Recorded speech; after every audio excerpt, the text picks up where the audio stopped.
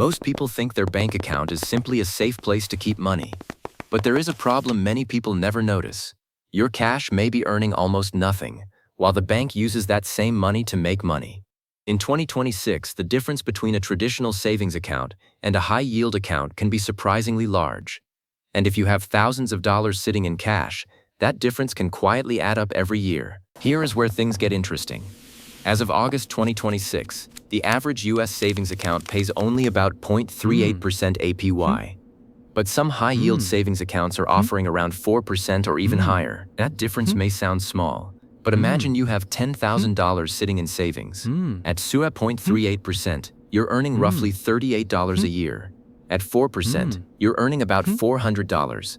Your money didn't change. You simply changed where you kept it. So why would a bank pay you 0.38% when another bank may offer around 4%? The answer is simple. Banks don't all compete for your deposits in the same way. Traditional banks often rely on convenience, branches, existing customers, and thousands of everyday accounts. That means many people never think about moving their savings.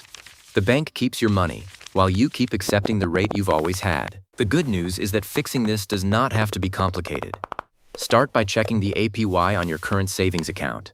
Then compare it with competitive high-yield savings accounts from reputable FDIC-insured banks. You don't need to move your everyday checking account if you don't want to. You can simply move the savings you're not using and let that money earn a more competitive rate. The important part is knowing what your cash is actually earning. But there is one important catch. A higher APY does not automatically mean every account is better. Before opening an account, check the minimum balance, monthly fees, withdrawal rules, and whether the bank is FDIC insured. Also remember that savings rates can change. The rate you see today may not be the rate you receive next year. So the goal isn't simply to chase the highest number. It's to find a safe, low-cost account that gives your cash a competitive return. So what should you actually do? First, check the APY on the savings account you already have. Second, compare it with a few reputable alternatives. Third, look beyond the headline rate and check fees, minimum balances, access to your money, and deposit insurance. And finally, review the account regularly. You don't need to move your money every time another bank offers a slightly higher rate. The bigger lesson is not to obsess over every fraction of a percent. Your bank account is a tool, and you should know whether that tool is working for you. If your cash is sitting in an account earning almost nothing, take a few minutes to investigate your options. A small change today can add up over years, and as banking continues to evolve through 2026 and into 2027, staying informed may be one of the simplest ways to make your money work a little harder without taking unnecessary risks. Before you leave your money sitting in the same account for another year, check what it is actually earning. You may not need a complicated investment strategy or a risky financial move. Sometimes, the first step is simply paying attention.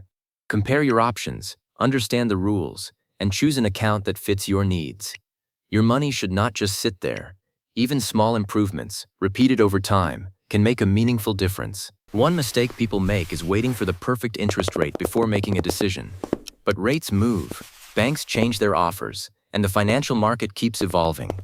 Instead of trying to predict the future, focus on what you can control today.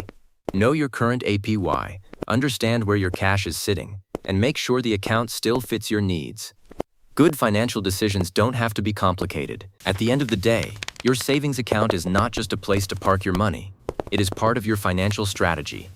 If your bank is paying very little interest, it may be worth comparing your options: the APY, fees, access, and deposit insurance. You don't need to chase every new offer. You simply need to make sure your cash is in a place that makes sense for you. In 2026 and beyond, that small habit can become a meaningful part of building stronger finances.